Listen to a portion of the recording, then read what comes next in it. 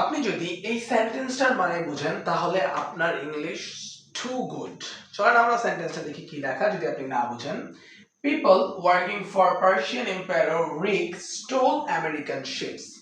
Now the question is, who stole American ships? People or Rick?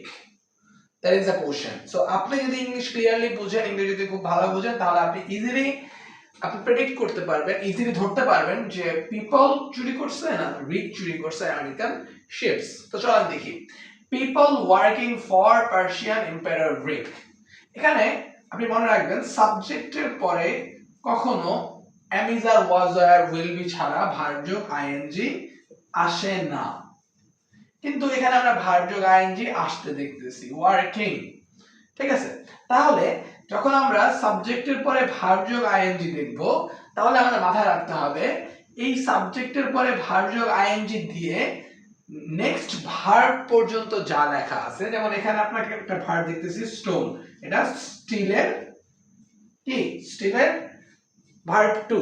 তো আমরা এটার আগ পর্যন্ত যতটুকু দেখব ততটুকু হচ্ছে আমাদের এই সাবজেক্টের পরিচয়।